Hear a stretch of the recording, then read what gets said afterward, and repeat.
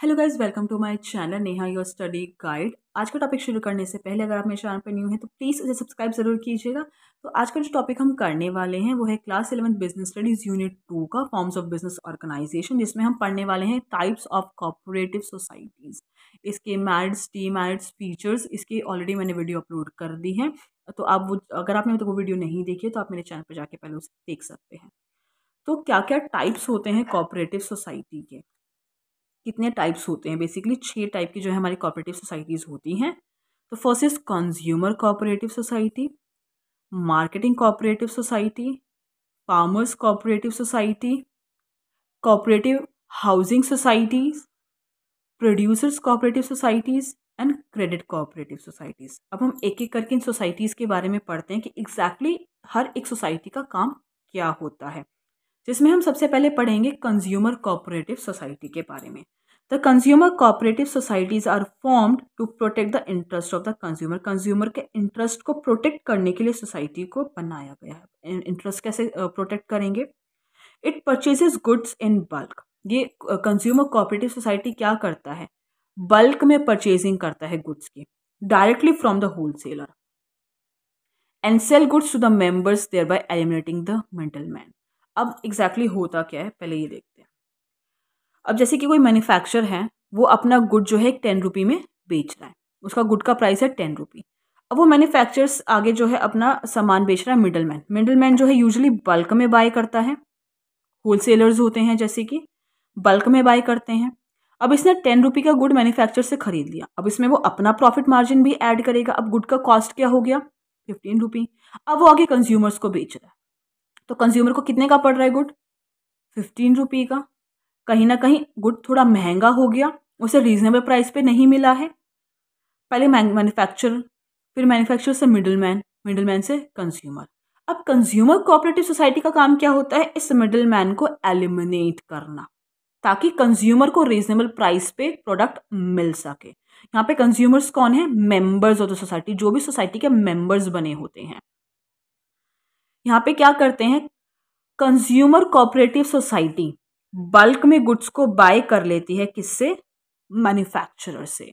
अब एक मैन्युफैक्चरर जो जिसकी गुड का एक गुड का प्राइस क्या है? 10 रुपी, वो कंज्यूमर कोऑपरेटिव सोसाइटी बल्क में खरीद लेती है, जिससे उन्हें गुड्स जो है 10 रुपी में ही मिल रहे हैं, और वो आगे आगे उन मेंबर्स में उन गुड्स को रीजनेबल प्राइस पे डिस्ट्रीब्यूट कर देते हैं विदाउट एनी प्रॉफिट मार्जिन। जितने का उसे मिला है वो आगे अपने मेंबर्स में डिस्ट्रीब्यूट कर रहा है, क्योंकि ये वेलफेयर के लिए है, ना कि प्रॉफिट मार्जिन, प्रॉफिट ऑर्गेनाइजेशन नहीं, it's a non profit organisation, welfare of the society के लिए काम करती है।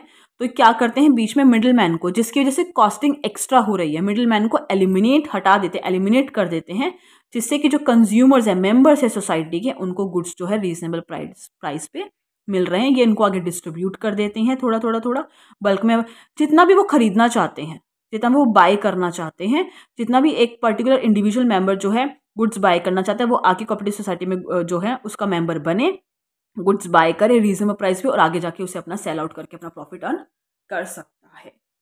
तो it purchase good in bulk. ये गुड्स जो है बल्क में डायरेक्टली जो है फ्रॉम द होलसेलर, जो है मैन्युफैक्चरर, होलसेलर से डायरेक्टली जो है बल्क में गुड्स बाय करता है और आगे सेल कर देता है अपने मेंबर्स को, eliminating the middle, thereby eliminating the middle man को एलिमिनेट करके। आई होप गाइस कि आपको कंज्यूमर कोऑपरेटिव सोसाइटी क्लियर होगा। हमारा सेकंड कोऑपरेटिव सोसाइटी है प्रोड्यूसर्स। हमारा second type of cooperative society है producers cooperative society. The members comprise of producers desirous of procuring inputs for production of goods to meet the demand of consumer. अब ये क्या है? Producer cooperative society. इसमें यहाँ पे सारे सिर्फ प्रोड्यूसर्स आते हैं। पहली जो थी हमारी कंज्यूमर थी, वहाँ पे सिर्फ कंज्यूमर्स आते हैं जिनको बाय करना होता है goods, basically finished good buy करना होता है। प्रोड्यूसर्स यहाँ पे स्मॉल प्रोड्यूसर्स जितने भी होते हैं वो इस सोसाइटी के मेंबर जनरली बनते हैं। इसमें यूजुअली होता क्या है, पहले देख लेते हैं। अब 2 तरह के इंडस्ट्रियलिस्ट होते हैं, बिग एंड स्मॉल। अब बिग इंडस्ट्रीज को किसी की ज़रूरत है ही नहीं, वो तो बल्क में ऐसे ही बाय कर सकता है। तो जितने भी रॉ मटेरियल ट्रेडर्स होते हैं, तो वो यूजुअली उन्हीं को अपना सामान बेचना पसंद करते हैं, सेल करना पसंद करते हैं, जो उनसे बल्क में खरीद रहे हैं, जो कि बिग इंडस्ट्रियलिस्ट, बिग कैपिटलिस्ट खरीद लेते हैं।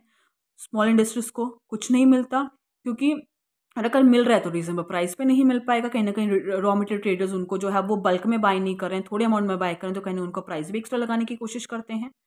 तो यहाँ पे प्रोड्यूसर्स कोऑपरेटिव सोसाइटी किसके लिए काम करती है? इनके लिए, स्मॉल इंडस्ट्रीज के लिए काम करती हैं। यहाँ पे जितने भी स्मॉल प्रोड्यूसर्स होते हैं वो मेंबर होते हैं इस प्रोड्यूसर्स कोऑपरेटिव सोसाइटी के। यहाँ पे जितने भी मेंबर्स हैं वो कौन है? स्मॉल प्रोड्यूसर्स, स्मॉल इंडस्ट्रीज इस जो है कोऑपरेटिव सोसाइटी के मेंबर्स होते हैं। अब प्रोड्यूसर्स कोऑपरेटिव सोसाइटी करता क्या है? अब प्रोड्यूसर्स कोऑपरेटिव सोसाइटी क्या करता है? बल्क में बाय करता है। क्या बाय करता है? रॉ मटेरियल ट्रेडर से। किसके लिए? अपने मेंबर्स के लिए। जितने भी मेंबर्स है, स्मॉल ट्रेडर्स हैं, ये मेंबर्स कौन है? Small producers. ये मेंबर्स कौन है? Small producers. इनके जो ये मेंबर हैं, प्रोड्यूसर्स कोऑपरेटिव सोसाइटी बल्क में रॉ मटेरियल जो है परचेज करता है। रॉ मटेरियल ट्रेडर से सारा का सारा रॉ मटेरियल बल्क में परचेज करता है और स्मॉल प्रोड्यूसर्स में डिस्ट्रीब्यूट कर देता है एट रीजनेबल प्राइस। ये इस इनका मेंबर को ज्वाइन करने का कोई बेनिफिट भी तो हो। मेंबर ने इस सोसाइटी को ज्वाइन किया है, उसका मेंबर बना है, तो कहने उसको कुछ बेनिफिट होना चाहिए। तो यही बेनिफिट होता है कि स्मॉल प्रोड्यूसर्स को रॉ मटेरियल इजीली मिल जाता है एट रीजनेबल प्राइस। तो प्रोड्यूसर्स कोऑपरेटिव सोसाइटी क्या करती है? It supplies raw material, equipments and other inputs. Raw material हो, कोई इक्विपमेंट हो या कोई भी इनपुट हो, वो सप्लाई करती हैं उनके मेंबर्स को एट रीजनेबल प्राइस। और जो भी वो गुड बनाते हैं, प्रोड्यूस करने के बाद जो भी उनका गुड बनता है, वो उसे भी बाय कर लेती है आगे सेल करने के लिए। वो कहती है, पहले तो वो उनको रॉ मटेरियल देती है, प्रोवाइड कराती है रीजनेबल प्राइस पे कि तुम रॉ मटेरियल ले लो, तुम अपनी प्रोडक्शन करो, और प्रोडक्शन करने के बाद जो भी आउटपुट तुम्हारा है, और अगर तुम वो हमें बेचना चाहते हो, हमें चाहते हो कि हम तुम्हारा आउटपुट बेचें, तो ये वो भी आउटपुट जो है उनसे लेके जो है आगे उसे सेल आउट कर देते हैं। आई होप गाइस कि आपको प्रोड्यूसर्स कोऑपरेटिव सोसाइटी और कंज्यूमर कोऑपरेटिव सोसाइटी दोनों क्लियर हो गए। कंज्यूमर्स यहाँ पे वो गुड्स जो यूजुअली मेंबर्स खुद कंजम्पशन के लिए जो है ले रहे हैं या फिर आगे सेल करने के लिए उनको ले रहे हैं। प्रोड्यूसर्स कौन हो रहे हैं यहाँ पे? स्मॉल प्रोड्यूसर्स, स्मॉल इंडस्ट्रीज जो है प्रोड्यूसर कोऑपरेटिव सोसाइटी के मेंबर्स होते हैं। आई होप गाइस कि आपको आज की मेरी वीडियो पसंद आई हो। अगर आपको मेरी वीडियो पसंद आई तो प्लीज़ उसे लाइक ज़रूर कीजिएगा, शेयर कीजिएगा। अगर आपने अभी तक मेरे चैनल को सब्सक्राइब नहीं किया तो प्लीज़ उसे सब्सक्राइब भी ज़रूर कीजिएगा। अगर आपको किसी भी टॉपिक में अगर कोई भी कन्फ्यूजन है तो आप मुझसे वो कमेंट के थ्रू पूछ सकते हैं। मैं इस चैप्टर से रिलेटेड और भी वीडियोज़ बहुत जल्दी ही अपलोड कर दूँगी। Thank you so much guys मेरी वीडियो देखने के लिए।